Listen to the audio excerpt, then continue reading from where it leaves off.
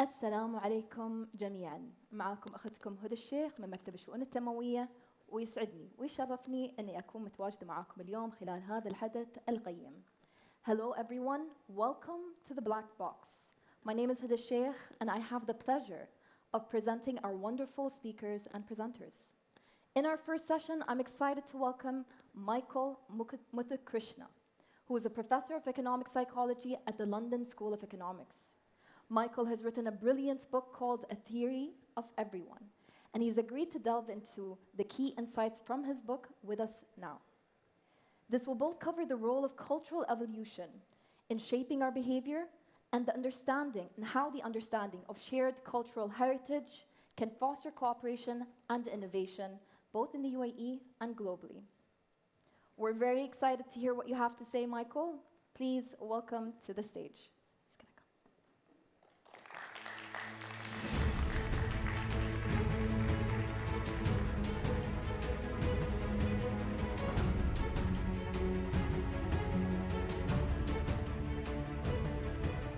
Do I have a clicker? Sorry. Is there a clicker? I'm not sure how I'm supposed to.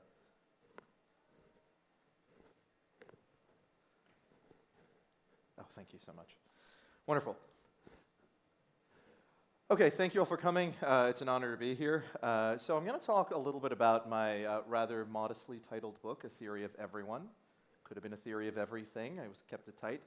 The book is titled A Theory of Everyone because I think we have made certain breakthroughs in our understanding of human behavior and cultural change that are sufficiently revolutionary that I would consider it really a theory of human behavior. A lot of the book focuses on trying to explain these lines here. So if you look at just about any marker of human progress, so life expectancy, GDP per capita, percentage not living in extreme poverty, energy capture, war-making capacity, and so on, the line looks like this. So it's fairly flat for anything you might have learned about in school, fall of the Western Roman Empire, Genghis Khan, even the Black Death, which takes out 10% of the planet, or 30 to 40% of Europe, until we get to around the Industrial Revolution. And then things just take off. The line of human progress absolutely takes off, skyrockets into the sky. We now live in a moment where that line of human progress, which has been going up for so long, is starting to stagnate and in some cases falter. And what I want to do is, or what I think we have begun to understand, is exactly how we got here on the back of certain laws of life, as I describe them. And as a result of that, why things have slowed down and why they're reversing. And if we can understand that, we can begin to talk about how we can give humanity a second wind. How do we get that line back up again? So those laws of life, they're more like lenses with levers, if you like, that you can think about what drives progress. And they are the role of energy. So being in the UAE, it's perhaps the least conservative place to talk about the role that energy plays in human progress.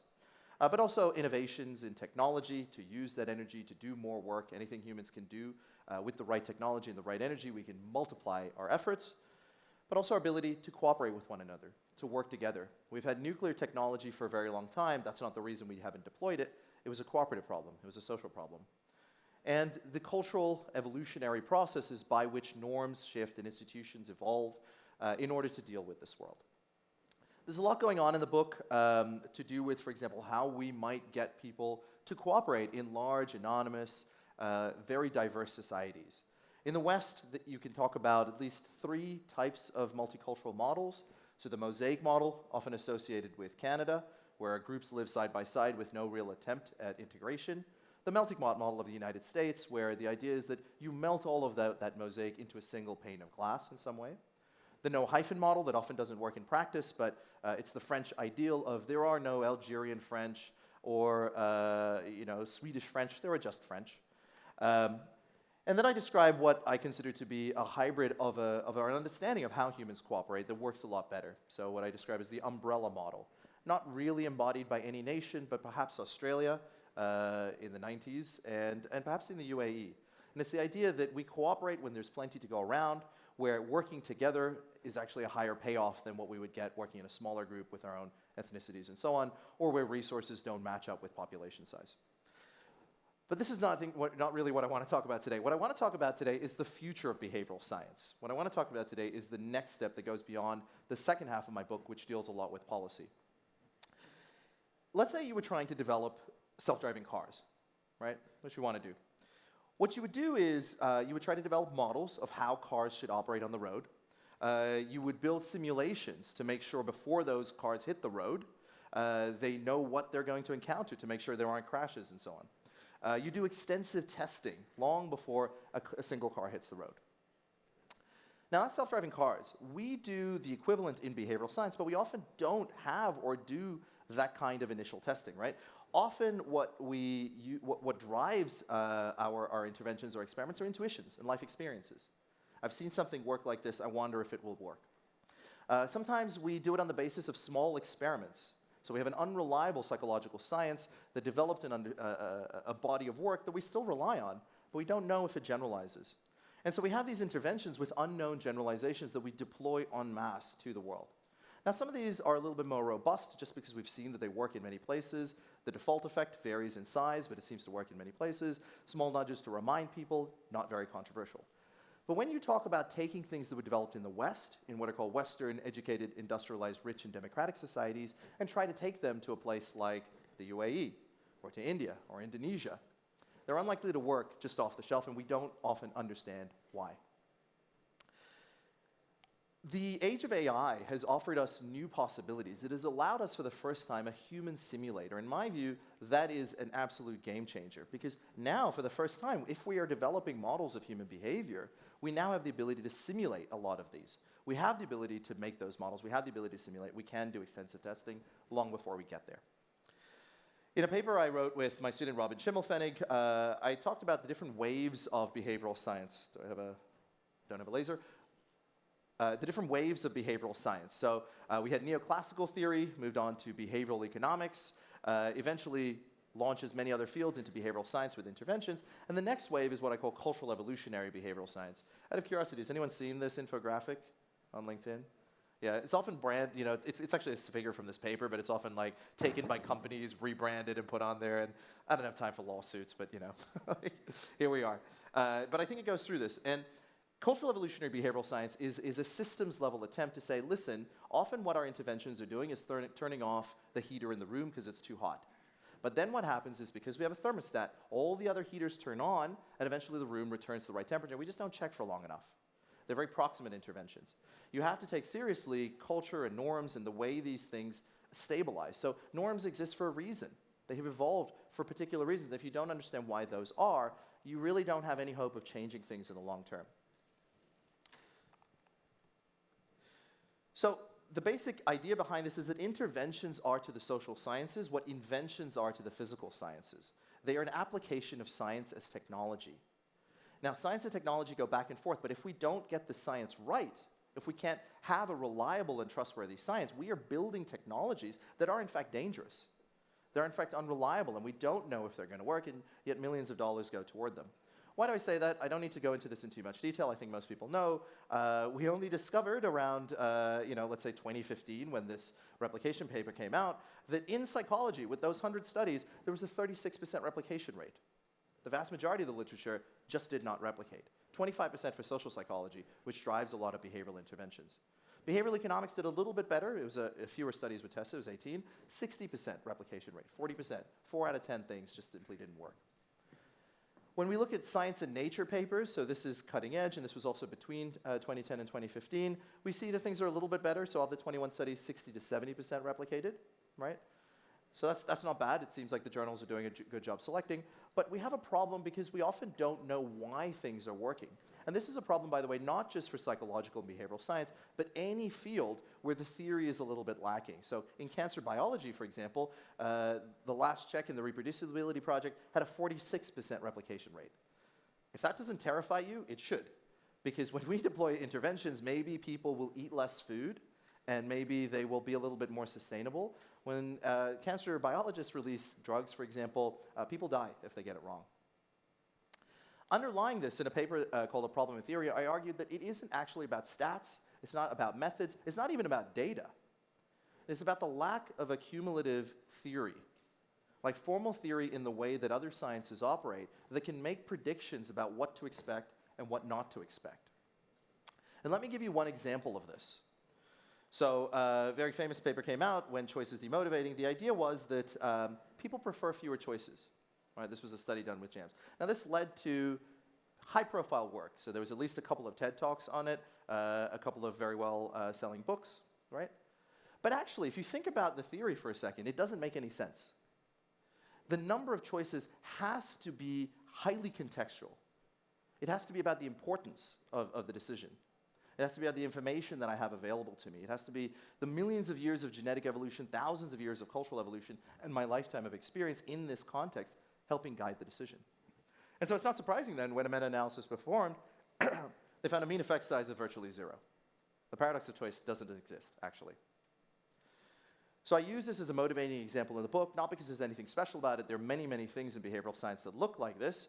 But, for example, if you were buying a house and you were faced with 30 mortgage options, you're not going to be, I guess I don't need to buy a house, actually. I think it's fine. In the same way you might with jams, right? Context has to matter. Behavioral scientists will often say context matters, but that is not enough. Who's paying for degrees that tell you the context matters? I need to know how the context matters, why, and how I can deploy it. Another example of this, I'll go through it quickly because I see the time is running out, is a growth mindset, right? Growth mindset seems like a good idea, but you have to think about why it doesn't already exist or where it may actually have some effect.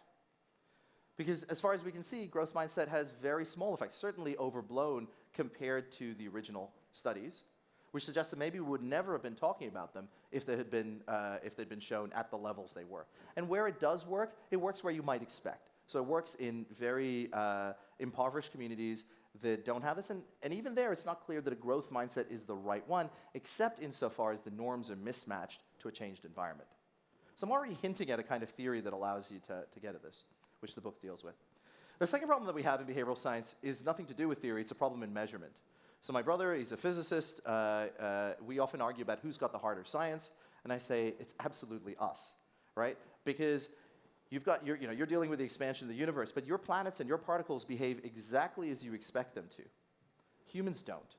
And we can't measure things in any way that physicists can. Physics is the wrong model for our science. We live in the Bessie world of biology.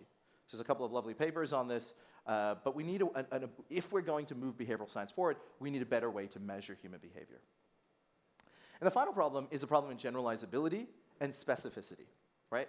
So everyone is probably aware of the weird people problem, that most of our literature, 90% plus, comes from Western, educated, industrialized, rich, and democratic societies, which would be fine, except that those findings, as my advisor Joe Henry pointed out, simply do not replicate in many parts of the world, and more importantly, we often don't know which ones will replicate and which ones won't.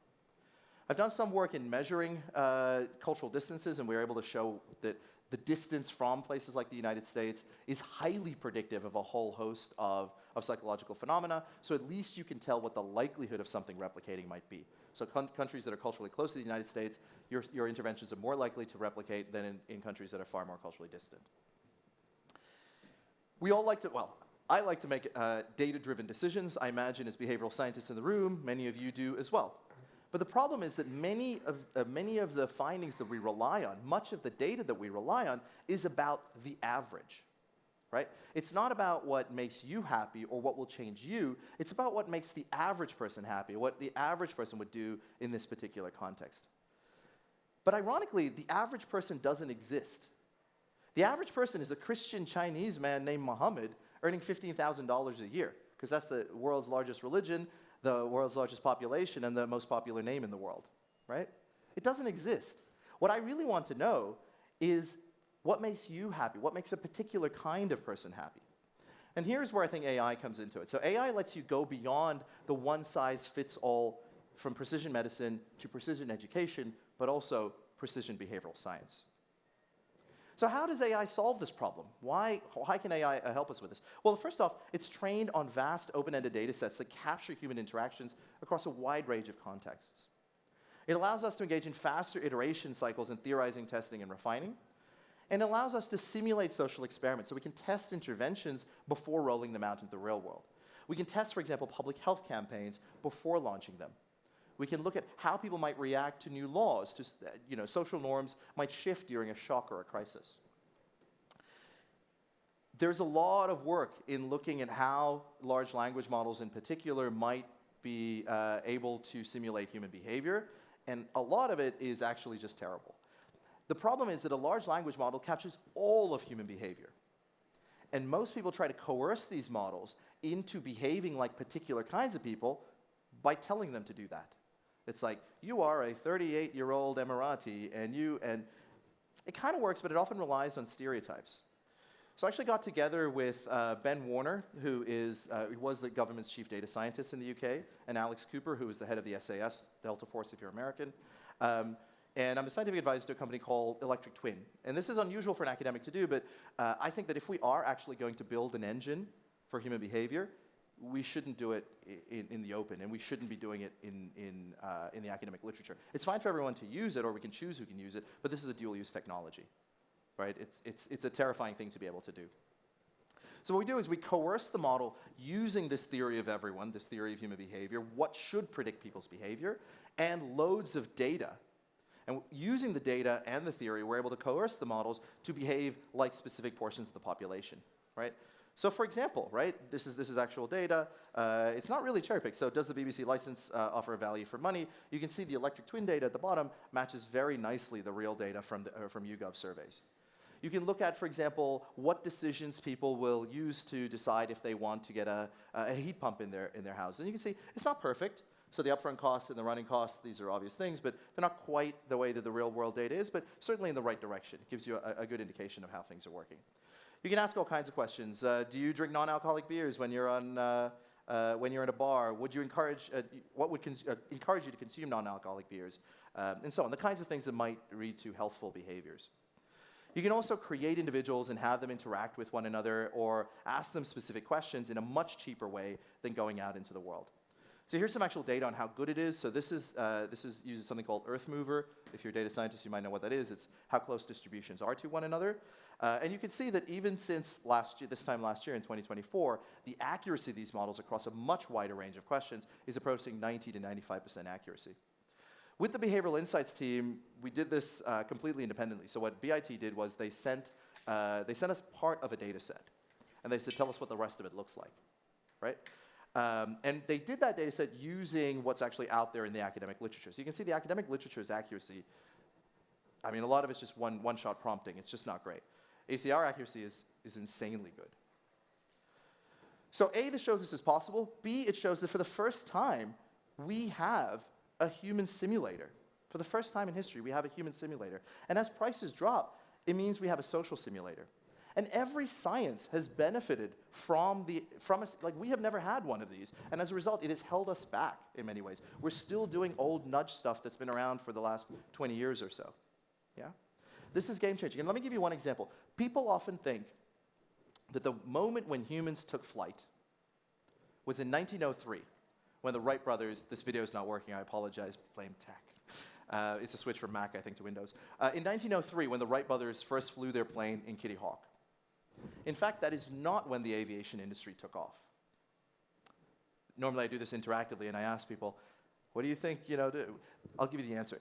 What actually happened, the aviation industry actually took off in the 1930s. I don't want it to be playing this. It took off in the 1930s with the beginning of the Link flight simulator. With a flight simulator, suddenly, so the problem with flight is that it's really expensive and dangerous to train pilots up in the air. In the same way that it's actually really expensive to run behavioral science interventions without knowing what you're doing, and so we rely on things that are probably going to work before we spend millions of dollars on it. With the Link flight simulator, we were able to train pilots in a wide range of conditions that don't exist, like what happens in a storm, what happens if it barrel rolls, and so on, right? The price of, for example, training bombers fell from $600 an hour to $1 an hour. That is what we now have. It's cheaper, safer, under a wider range of conditions. It was actually what allowed us to fly, and I argued that is exactly what will allow behavioral science to fly now that we have a human simulator. Now, there's all kinds of applications of this. So I'm lucky I'm at the LSE. I get to, our motto is to know the cause of things for the betterment of the world. So I founded this organization, the London School of Artificial Intelligence, because one thing that drives me a little crazy is the mismatch between talent and opportunity that exists in the world. A lot of problems we face in the world due to, for example, mass migration, we look at the pull factors, right? The social welfare state, for example.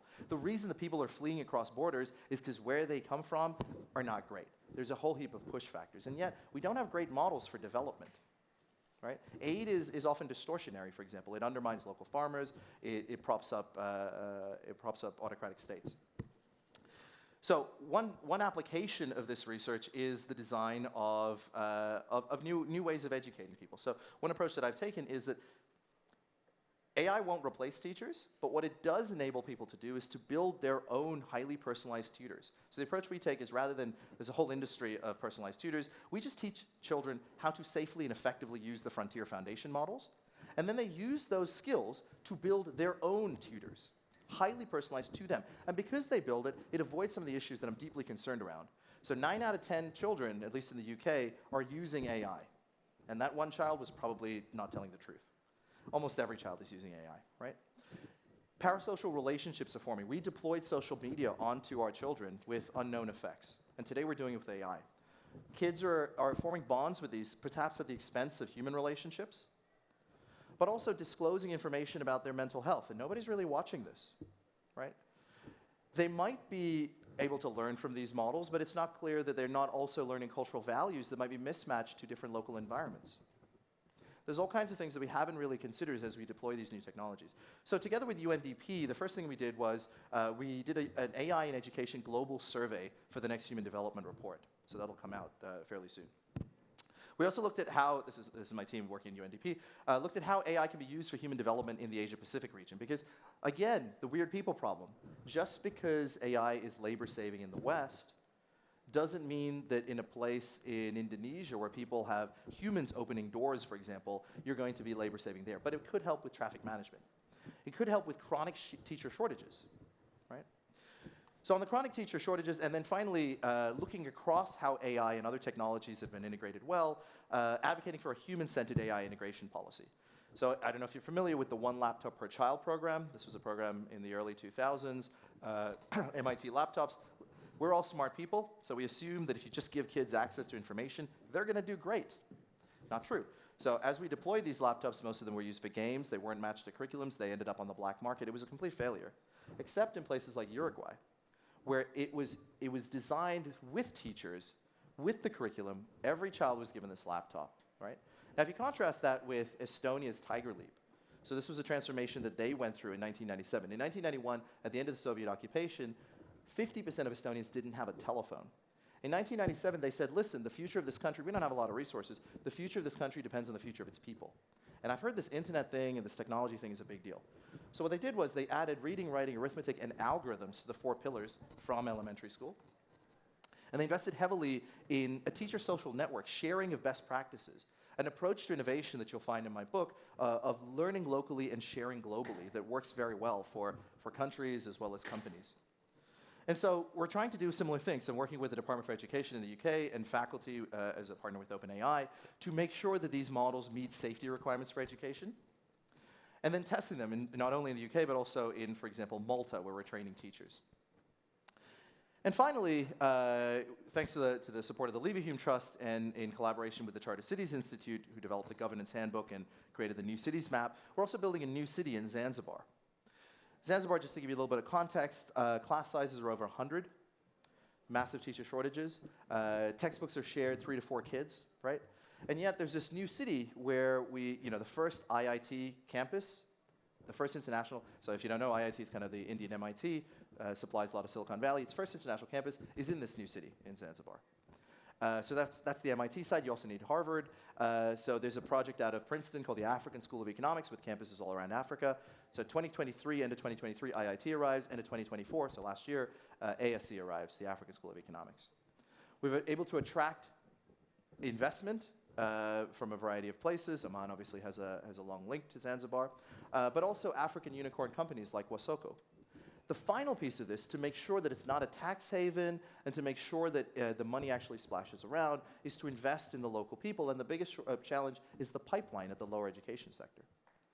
So we're going to be launching a trial fairly soon where we're using this approach where we give children access to Frontier Foundation models, we teach them how to use it for the purposes of learning, and then we see if that solves the textbook and the teacher shortages, not to replace teachers, but where teachers now have an army of teaching assistants at their disposal. So I'd argue that's really the promise of AI for behavioral science and for human progress. It is, for the first time, a human simulator that works alongside us. And we don't have to be quite so conservative in the way that we deploy these new technologies, because we're scared before we spend $5 million that it is going to work. We have ways of testing these things to get a reasonable chance that they are going to work. If you're interested in this, of course, please check out the book, A Theory of Everyone, which covers a lot of things. It's everyone and everything. Thank you very much.